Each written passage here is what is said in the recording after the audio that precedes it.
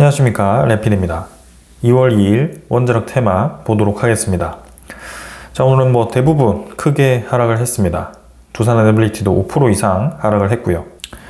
현대건설도 4% 가까이 하락하고 나머지 S&T 에너지를 제외하고는 다 하락을 크게 했습니다. 일단 증시 먼저 보도록 하겠습니다. 증시는 코스피 5.3% 하락을 했고요. 코스닥은 4.4% 하락을 했습니다. 외국인 투자자가 지금 3조 2천억을 코스피에서 이탈을 했고요. 기관 투자자는 2조 4천억을 매도를 했습니다. 코스닥은 외국인 투자자 3천억 매수, 기관 투자자가 5,800억을 매도를 하면서 하락을 했습니다. 오늘은 코스피가 사이드카가 걸릴 정도로 크게 하락을 하는 날이었고요. 해외 증시를 보면 사실 나스닥은 1% 30일에 하락을 했었고요. 그 다음에 2월 2일에 이제 니케이는 1.3% 하락, 그 다음에 상해종합도 2.5% 정도 하락하면서 많이 내리긴 했지만 사실 우리나라 증시가 특히 많이 하락하는 모습이었습니다. 그래서 다른 증시들도 좀 이제 뚝 떨어지는 형태였지만 코스피의 낙폭이 상당히 컸고요. 그러나 코스피의 상승률 또한 굉장히 컸기 때문에 그만큼 낙폭이 컸던 것 같습니다. 그래서 4,900포인트까지 또 이렇게 이탈을 했고요. 단숨에 이렇게 고점을 찍고 떨어지는 분위기가 형성이 되었습니다. 아무래도 중간중간에 계속 이렇게 하락 이슈를 주는 그런 부분들이 있었고요. 이번에도 꽤 오래 올랐기 때문에 꽤 많이 올랐죠. 그래서 이번에도 이 구간에서 좀 조정을 줄 만한 그런 상황이기도 했습니다. 반도체 종목 위주로 상승이 굉장히 컸고 그 반도체 종목들이 급락을 하면서 지수가 눌러졌고요. 이러한 상황이 계속 이어진다면 추가적인 하락이 충분히 나와서 이 4천 중반대까지도 하락이 가능할 것으로 보여집니다. 완전히 증시 추세가 무너졌다라고 보기는 아직도 상승폭이 강하고요. 조금 더 이 시장 상황을 볼 필요가 있겠습니다. 외국인 투자자가 지금 연속적으로 계속 매도를 크게 하고 있습니다. 특히 많이 올라간 종목 위주로 매도가 쏟아지고 있고요. 금융투자 또한 코스피에서 많은 매도를 하고 있습니다. 그래서 제가 이제 어제도 말씀드렸다시피 지금 코스피의 수급을 봤을 때 누적 60일 동안의 이 움직임을 보면 개인 투자자의 매수세가 최근에 이제 들어오기 시작했고 외국인 투자자와 기관 투자자가 좀 이탈을 하고 있다라고 말씀을 드렸습니다. 그래서 어떻게 보면 최고점에서 지금 개인 투자자들이 유입이 되고 있는 그런 형태이기 때문에 조금은 우려스럽기도 합니다. 코스닥도 마찬가지 지금 이제 지수의 3,000포인트의 목표를 힘 받아서 좀 올라가는 모습이었는데요. 빠르게 이제 올라간 만큼 수익성, 차익 실현성 매물이 쏟아지면서 하락을 했습니다. 그래서 기관 투자자, 금융 투자 위주로의 매도가 쏟아졌고요. 금융 투자는 그동안 코스닥만 지금 10조 가까이를 매수를 했습니다. 그래서 거기에 대한 차익 실현이 나왔고 사실 매수한 것 대비해서는 크게 많이 물량이 나오지도 않았습니다. 외국인 투자자는 3천억 정도 매수를 했습니다. 환율은 1,450원 정도로 진행이 되었고요. 자, 이제 위로 또 한번 피크를 찍었죠. 그래서 1,460원까지 돌파를 했었는데요. 아무래도 또 강달러가 나타날 수 있는 그런 신호가 나왔기 때문에 이렇게 환율이 또 급등을 했던 것 같습니다. 그래서 코스피가 하락을 크게 할수록 또 외국인 투자자가 이 원화를 해외로 또 끌고 나갈지가 상당히 이제 환율에 영향을 크게 주고요. 그냥 이제 현금 확보를 했다면 크게 이 환율에 영향을 주진 않겠지만 우리나라 주식을 팔아서 다시 달러화를 시켜서 가져간다라고 했을 때는 원화에 대한 매도 압박으로 단기간에 환율이 올라갈 수밖에 없습니다.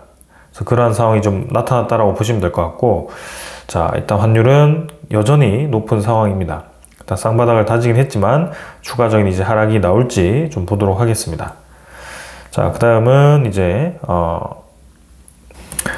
지수 선물 보도록 하겠습니다. 선물 지표는 사실 미국 증시 지금 크게 하락하진 않습니다. 0.8% 정도 하락하고 있고요. 나머지도 크게 지금 하락 없거든요. 그래서 한국 증시가 특히 좀 많이 떨어졌다. 금값도 지금 4,700, 4,800달러까지 떨어졌고요. 오늘은 4,500달러까지 떨어졌다가 반등을 했습니다. 그만큼 5,700 근처에서 4,500까지. 이게 뭐 투기 종목도 아니고 이렇게 거의 뭐 20% 가까이가 급락을 하는 모습이었습니다. 그리고 은값도 마찬가지고요. 지금 83달러 수준으로 급락을 해버렸죠. 120에서 80까지, 거의 70까지 찍었습니다. 이렇게 원자재 가격이 급등락을 하고 있는 상황. 그 다음에 국제유가 또한 지금 5%까지 빠지고 있는 그런 상황이고요. 모든 이제 이 물가들이 빠지고 있습니다. 천연가스도 마찬가지고요. 자, 그리고 이제 채권도 4.2%대까지 조금 이제 눌러지는 형태. 최근에 다시 올라가는 힘을 좀 받긴 했는데 장기금리가 조금씩 떨어지고 있습니다. 이 추세가 조금 더 이제 떨어지는 방향으로 갈지 좀 보도록 하고요. 아무래도 트럼프의 관세 전쟁 때와 유사한 그런 모습으로 이 시장이 좀 흘러가는 모습입니다. 자, 그래서 이렇게 좀 시장이 불확실하게 진행이 되고 있다. 암호화폐도 지금 비트코인이 77,000, 78,000달러까지 떨어졌고요. 전반적인 모든 자산들이 빠지고 있는 상황입니다. 자, 그럼 왜 이렇게 빠지는 건가? 결국에는 지금 계속 주목되고 있는 것이 케빈 워시라는 인물입니다. 일단 처음에는 마이크로소프트발 AI 버블 이슈가 있었습니다. 그래서 그 부분을 어제 좀 상세하게 설명을 드렸고요. 그러면서 또 주목된 것이 케빈 워시라는 인물이었는데요. 이 인물이 이번에 이 트럼프가 파월 대신 이제 그 다음으로 연준 의장을 할 인물로 지정을 했습니다. 지목을 했죠. 근데 원래는 케빈 워시가 아니었거든요. 유력했던 인물이 해시시였습니다. 해시. 근데 그 인물이 아니라 갑자기 이제 케빈 워시가 지정이 되니까 시장에서 이런 반응을 보였던 겁니다. 왜 이런 반응을 보였느냐? 이 케빈 워시라는 사람이 평소에 어떤 얘기를 했는지를 보면 알 수 있습니다. 유동성을 흡수하면 저금리의 여지가 생긴다. 그러니까 금리를 낮추긴 하는데 그것을 직접 바로 낮추는 게 아니라 금리를 낮출 수 있는 상황을 만들어야 된다. 그러면 결국에는 유동성을 흡수해서 그 저금리 상황을 만들어야 되고 지금 이제 양적 완화를 없애고 양적 긴축을 해야 된다라는 얘기를 하기도 했습니다. 그리고 대차 대조표를 축소를 해야 된다. 한마디로 유동성 자금을 축소시키겠다라는 얘기죠. 그래서 금과 은이 폭락을 했고 비트코인도 마찬가지 급락을 했습니다. 그래서 이 케빈 워시가 아직 본인의 입장을 확실하게 밝히지 않았지만 계속 이제 이렇게 조용히 있다면 그런 상황들이 장기화될수록 또 증시라든지 저런 위험 자산들의 하락으로 나타날 수밖에 없고요. 그래서 양적 긴축을 통해서 이제 달러 가치를 높이고 이제 미국의 국채 가격을 높여서 장기 금리를 떨어뜨리겠다라는 그런 목표가 아닐까 싶습니다. 그래서 그것이 이제 트럼프가 원하는 방향이었을지는 모르겠습니다. 그럼 확실한 것은 인플레이션을 막을 수 있는 방법은 확실해 보이고요. 그 인플레이션을 이제 잠재우기 위한 방법인 것은 맞습니다. 그러나 이제 증시가 타격을 받기 시작할 텐데 그런 부분들이 이제 이 워시라는 인물이 실제로 이제 지정이 되고, 그죠? 연준 의장에 끝까지 앉을지, 그리고 이 워시라는 인물이 저렇게 이제 실제로 양적 긴축을 빠르게 추진할지, 이런 부분들이 향후 이제 시장에 영향을 줄 수 있을 것 같습니다. 일단 트럼프는 굉장히 급합니다. 트럼프는 지금 이제 미국의 공화당의 텃밭인 텍사스에서도 지금 이제 민주당에 패배를 했습니다. 그래서 보궐선거에서 패배를 했기 때문에 지금 서서히 중간선거에 대한 민심들이 좋지 않다라는 것이 증명이 되고 있고요. 올 11월이 이제 9개월 정도 남았을 때는 트럼프의 중간선거는 정말 완전히 패배를 할 가능성이 커졌습니다. 그러면 이제 트럼프가 추진하고 있는 정책들이 레임덕 형태로 해서 추진되지 못할 가능성이 크고요. 그런 부분들이 향후 어떻게 진행이 될지 또 지켜봐야 하는 그런 상황입니다.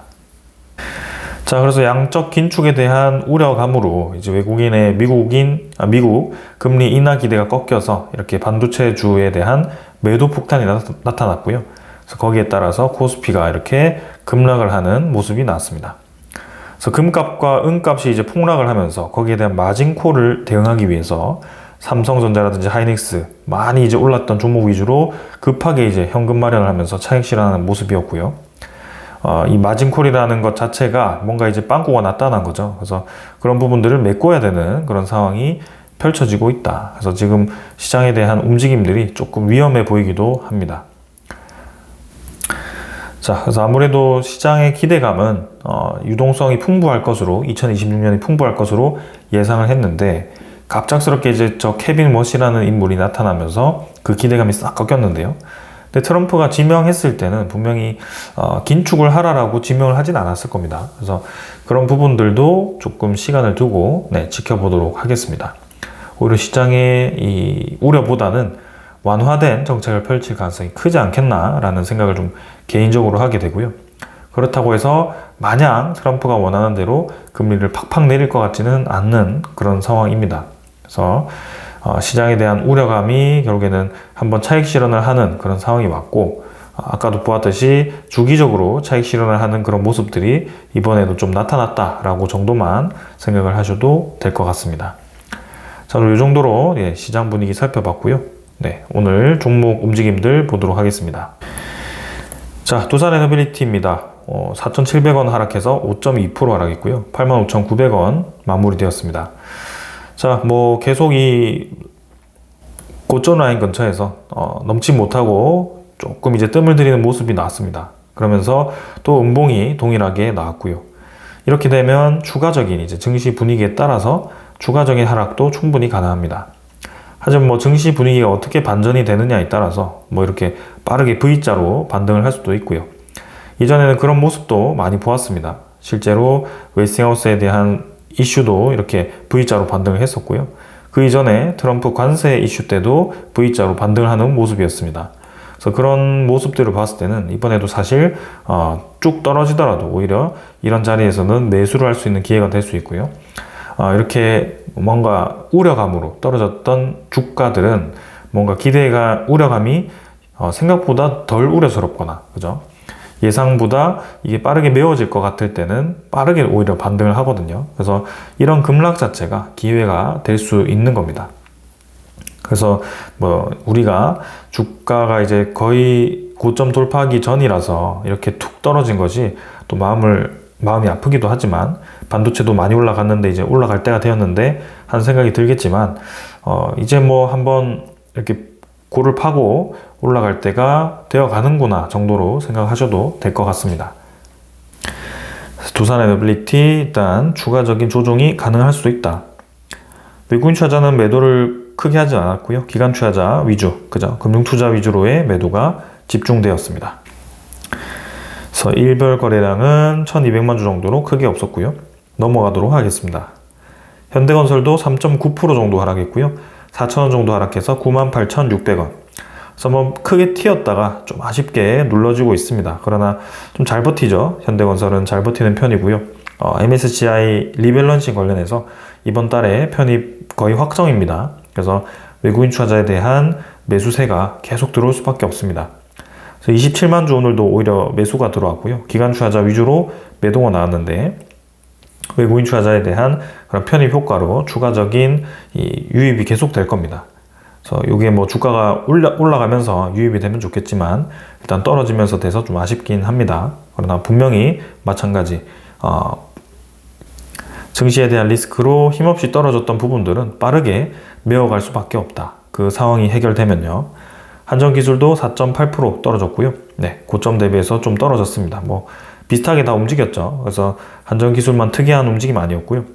여전히 마찬가지 한전기술도 고점 라인 돌파해서 그 어느 정도 수준을 유지해주고 있습니다. 외국인 투자자도 76,000주 매수해줬고요. 그래서 오히려 기관 투자자 위주로의 매도로 하락을 했습니다. S&T에너지는 50원 정도 올랐고요. 42,200원. 오히려 오늘 크게 떨어지지 않았습니다. 그래서 한번 20% 이상 올랐다가 쭉 이제 그 상승분을 반납해서 아쉬웠는데요. 21선 타고 서서히 좀 올라가는 그림. 그래서 수렴 구간에서 이 음운구름을 이제 뚫고 나갈 준비를 하고 있습니다. S&T에너지 저는 분명히 올라갈 거라고 보고 있고요. 기관 투자자, 외국인 투자자 양매수 들어왔고요.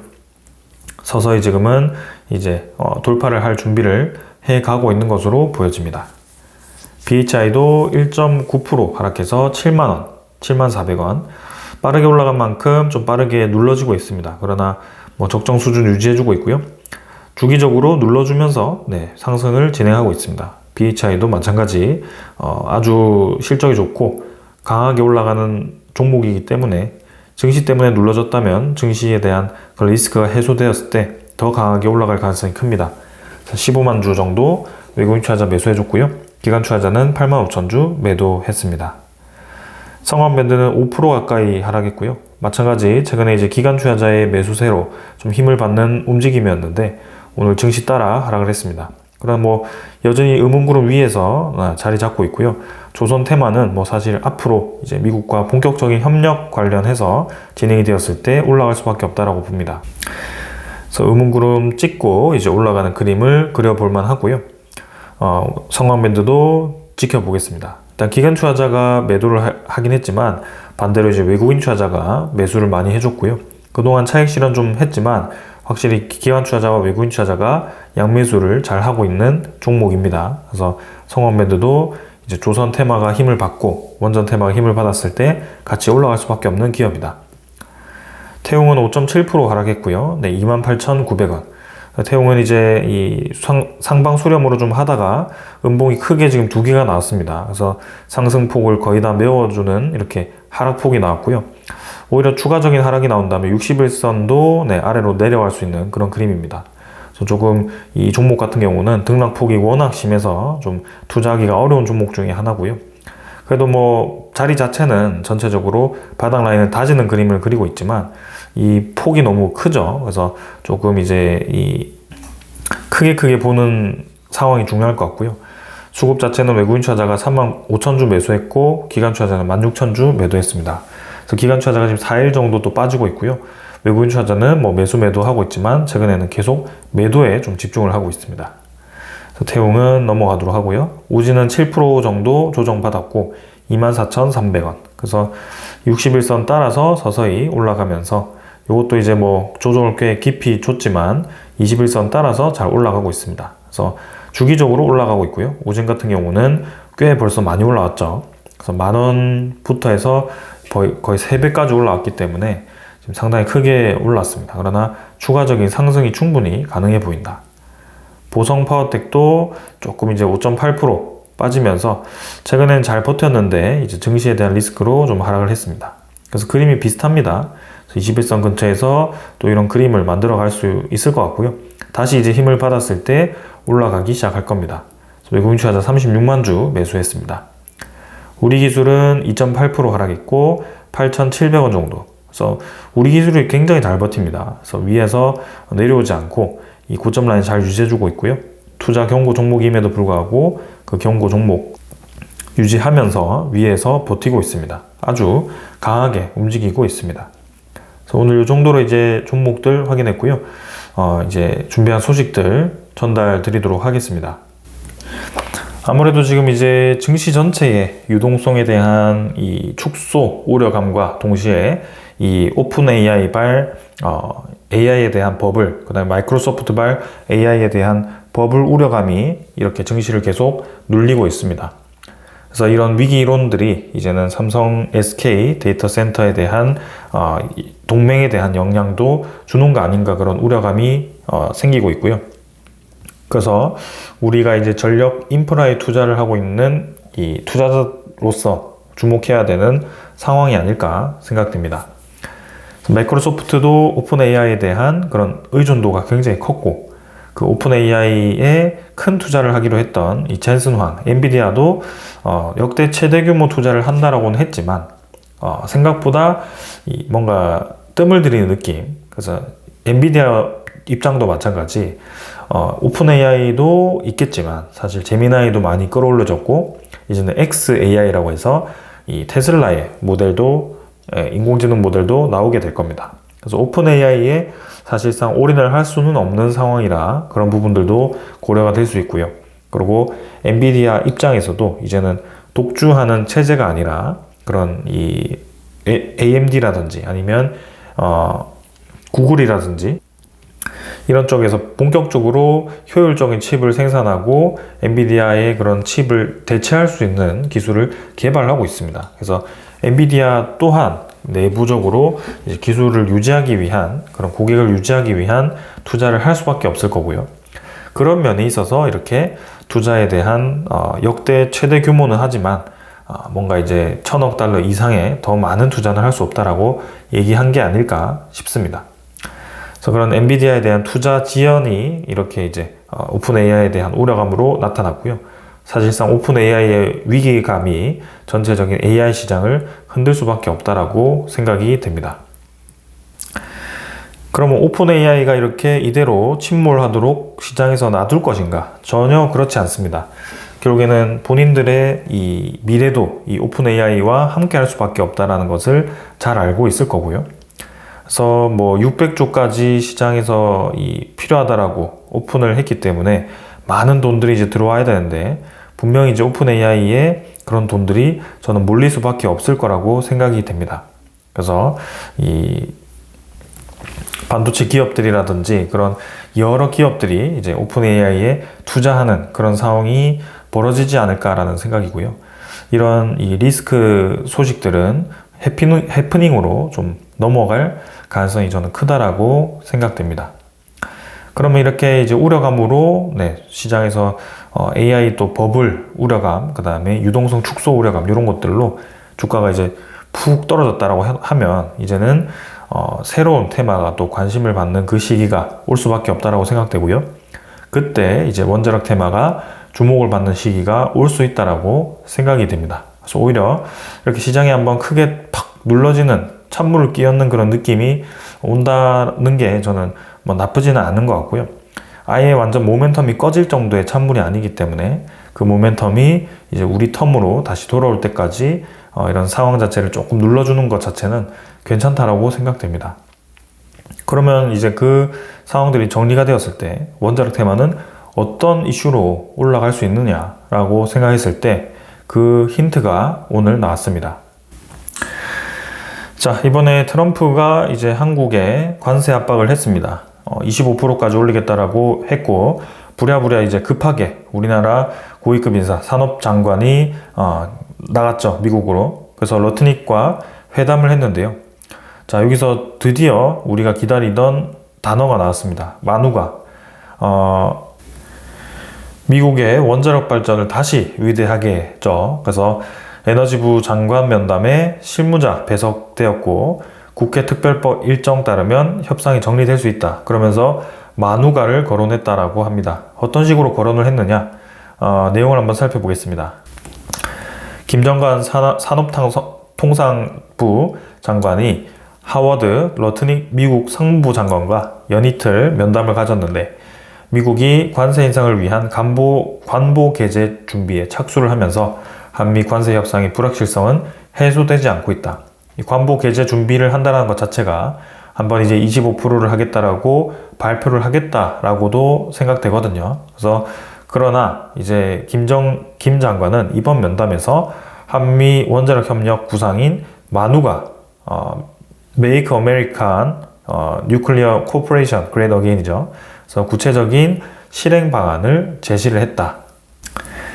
그래서 관세 인상 행정 절차를 직접적으로 중단하지는 못했는데, 원자력 협력과 대미 투자 확대 구상을 협상 카드로 제시를 해서 관세의 불확실성을 최소화하겠다라는 전략이다라고 합니다.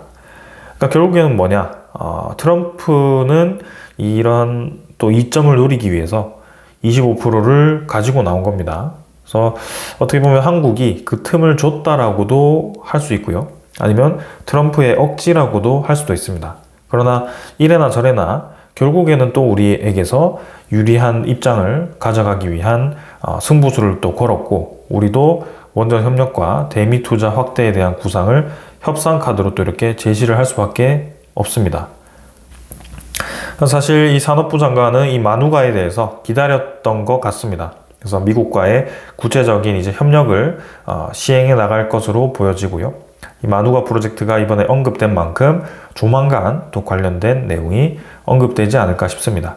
특히 하워드 러트닉 미국 상무부 장관은 이전에도 대미 투자, 특히 일본과 한국이 미국에 대미 투자를 하는 금액의 1호 투자 대상은 미국의 원자력 사업이다라고 얘기를 했을 만큼 상당히 지금 미국은 원자력 사업에 진심이고요. 그만큼 급하다라고 어제 제가 영상에서도 말씀을 드렸습니다. 그래서 현실적으로 대형 원전에 대한 건설은 지금 진행을 해도 사실상 2040년대, 아무리 빨라도 2030년대 운영이 가능한데 그것도 후반이죠. 그런 상황에 있어서 지금 당장 트럼프 행정부 입장에서는 전기료를 떨어뜨릴 수 있는 그런 구상을 해서 중간 선거죠. 중간 선거에서도 승리를 해야 되고 향후 이제 본인의 임기 마무리 때도 그러한 이제 성과를 제시를 해야 되는데 지금이 아니라 이제 한 10년 뒤에 15년 뒤에 있을 그런 이제 이 원전을 지어서 전기료를 내린다는 것은 사실 와닿지 않겠죠. 그래서 제가 말씀드린 것이 지금 현실적으로 당장 급한 전력을 극복하기 위한 방법 자체가 LNG 아니면 SMR이라고 말씀을 드렸고요. 신재생에너지 아무리 많이 깔아봤자 결국에는 피크 시간대에, 그죠? 제때 원하는 시간에 그것을 활용하기는 이 신재생에너지는 굉장히 불리하다라고 말씀을 드렸습니다. 그렇기 때문에 이 LNG나 SMR이 현재로는 대안이 될 수밖에 없고 이제는 이 신재생에너지에서도 태양광이라는 것을 우주 쪽으로 보내서 우주 데이터 센터로 활용하자라는 그런 머스크의 의견도 있고 실제로 중국도 그렇게 하고 있고 구글도 그런 계획을 가지고 있습니다. 그러나 현실적으로 아직까지는 그 기술력이 조금은 부족하다. 왜냐하면 그 무거운 서버를 실어서 모든 이런 이 로켓을 쏘아가지고 지구 밖에다가 이렇게 많은 이제 서버를 돌린다는 것 자체가 이 로켓을 쏘아 올리는데 많은 비용들, 그 다음에 그 밖에서 유지 보수를 하는데 엄청난 이제 그런 문제들, 이런 것들이 도전적입니다. 그래서 가장 좋은 것은 이제 데이터 센터의 이 그런 지상에서 데이터 센터에 각각 바로 이제 연결시키는 그런 발전소를 빠르게 짓는 것이 중요해 보이고요. 이 LNG가 그래서 지금 선택을 받고 있는데 아무래도 지금 LNG를 늘려버리니까 이 AI 붐이라는 것이 가스 발전의 급증을 일으키고 기후에 대한 부담을 우려시키고 있습니다. 그래서 온실가스가 연간 532억 톤 유발이 되고 있고 데이터 센터 전력 수요 공급용이 대다수이기 때문에 이게 지금 2002년의 피크치보다 많다라고 할 정도로 상당히 지금 공격적으로 늘어나고 있는 상황입니다. 그래서 지금 이 문제 자체가 지구 온난화에 있어서 사실상 우리가 탈탄소를 하고 있는 입장에서는 별로 좋지 않은 방법이기도 하고요. 그리고 이제는 이 가스 발전이 많아짐으로써 이 가스 터빈을 생산하는 기업들도 캐파가 차기 시작했다. 그러면 상대적으로 이제 캐파의 여유도 좀 있고, 그 다음에 그런 온난화를 벗어날 수 있는 기술 중에 하나는 이제 SMR과 대형 원전이 될 수 있는데, 대형 원전은 너무 이제 먼 미래 계획이기 때문에 전체 이 에너지의 장기 계획에 따라 대형 원전을 건설할 수는 있겠지만 현재 당장 이제 좀 조금 이제 몇 년 뒤에 부족한 것은 대응할 수가 없죠. 그래서 그것을 SMR과 그 다음에 원전 수명 연장, 그리고 죽어있던 폐기 원전을 다시 살려서 이렇게 운영하겠다라는 계획을 세우게 됩니다.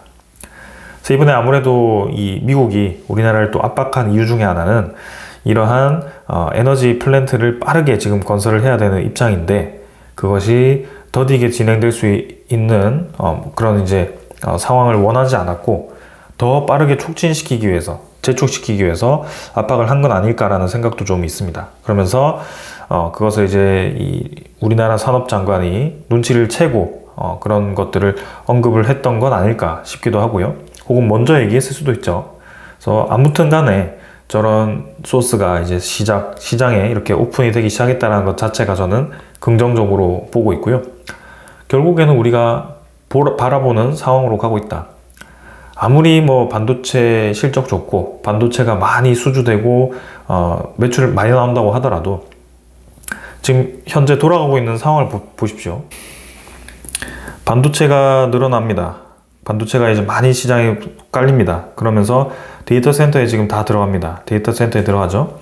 그러면 자연스럽게 전력에 대한 수요가 늘어날 수밖에 없는데요. 아직 지금 요 단계까지 못 갔습니다. 이거 늘리는데 지금 혈안이 되어 있는데요. 이게 이제 점점 늘어나기 시작하면 이게 현실적으로 눈에 들어올 겁니다. 지금 반도체 수요가 막 늘어나면서 어떤 현상이 벌어지고 있느냐? 반도체 가격이 급등을 하고 있습니다. 여러분들 지금 컴퓨터 가격이라든지 그런 이제 뭐 메모리 가격이라든지 이런 것들이 평소보다 뭐 두세 배 이상 비싼 그런 상황이 생기고 있고요. 반도체 가격이 급등하면 뭐냐? 삼성전자, 하이닉스 좋습니다. 그러나 이 데이터 센터를 구성하는 빅테크 기업 입장에서는 좋지 않습니다. 비싸거든요. 그럼 데이터 센터의 이제 수익성이 오히려 떨어질 수밖에 없는 상황이 생길 수 있고요. 그러면 이제 전력까지 부족해서 전력 비용까지 비싸다라고 하면 이 수익성은 더 떨어질 수밖에 없겠죠. 그러면 이 반도체도 비싸고 전력도 비싼 상황에서는 데이터 센터를 운영하는 것 자체가 수익성이 나지 않습니다. AI에 대한 회의론이 부각될 수밖에 없는 상황으로 갈 수 있는데요. 그럼 어떻게 돼야 되느냐? 반도체를 더 증산해서 가격을 떨어뜨리거나 전력에 대한 가격을 떨어뜨리는 방향으로 가야 됩니다. 지금 당장은 이 전력을 가격을 떨어뜨리는 방향이 현실성이 있어 보이고요. 그것을 하기 위해서라도 많은 전기 인프라를 지을 수밖에 없는 상황이 되어버렸습니다. 그래서 빅테크 기업들과 많은 국가들이 이 인프라 확보전에 지금 혈안이 되어 있고요. 그런 효과로 지금 이제 K발전 설비들도 이렇게 전력 슈퍼사이클에 올라탔습니다. 그래서 지금 뭐 LNG 관련해서 가스터빈이 지금 엄청나게 많이 수주되고 있고요. 그 아래에 있는 BHI, 그 다음에 S&T 에너지 이 기업들도 상당히 수주를 많이 하고 있습니다. 그래서 매출 자체가 이렇게 완전 급등을 하고 있죠. 그래서 가스터빈 이후에도 폐열 회수 보일러, HRSG, 스팀 터빈, 공랭식 열 교환기 이런 것들이 다 이렇게 가스터빈에도 들어가고 향후 데이터 센터에도 냉각기에 활용될 수도 있는 그런 소스이다 보니까 저 두 기업이 관심을 크게 받고 있습니다. 자, 그래서 이 모든 상황들이 이제는 전력으로 집중될 수밖에 없는 상황으로 가고 있고요. 이 주가는 반도체에 집중되었다가 싹 빠지고 있지만 이제는 이 에너지 인프라에 다시 주목을 받을 수 있는 그 상황으로 가고 있다고 생각됩니다. 조금만 더 기다려 보시면 좋은 상황이 있을 거라고 생각되고요. 계속 주시를 해 보겠습니다. 자, 오늘 이 정도로 좀 말씀을 드리고 마무리를 하도록 하고요. 오히려 주가가 이렇게 푹 떨어졌다가 빠르게 올라가는 그 지점은 신규 매수자에게도 기회가 될 수 있고요. 단가를 낮추는 사람들 입장에서도 기회가 될 수 있습니다. 그래서 크게 단기 조정에 대해서 개의치 마시고 전체적인 장기 추세로 보시되 이 산업에 대한 방향을 보시면 되겠습니다. 그래서 핵심은 이겁니다. 이제 이 케빈 워시라는 사람이 정말 긴축으로 해서 시장에 큰 타격을 줄 것이냐, 이건 좀 중요합니다. 왜냐하면 시장은 완화에 대한 기대감, 인플레이션에 대한 우려감으로 꽉 차 있었는데 갑자기 저렇게 180도 정책을 바꿔버리면 충격이 가해질 수밖에 없거든요. 근데 트럼프는 아무래도 그것을 하라고 지금 앉혀놓는 게 아니기 때문에 조금 더 봐야 되긴 합니다.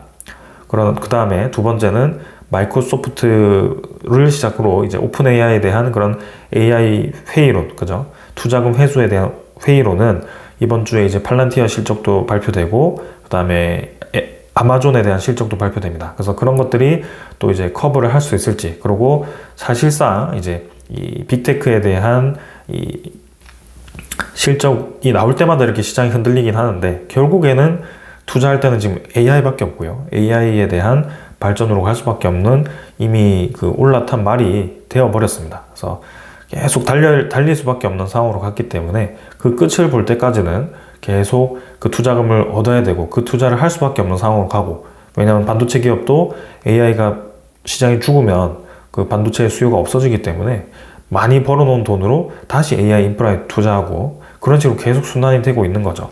그런 부분들을 주목해야 된다.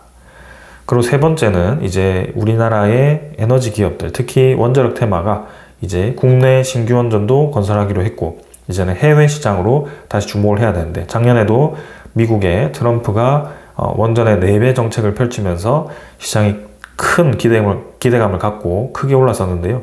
이번에도 다시 그러한 상황이 나올 수 있다. 어떤 상황이냐?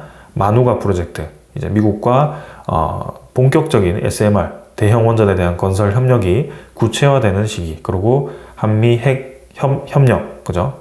협상으로 통해서 뭐 그런 핵 재처리에 대한 권한 확보를 한다든지 그런 식의 소식들이 이제 상반기 중반쯤으로 갈수록 들려오기 시작할 겁니다.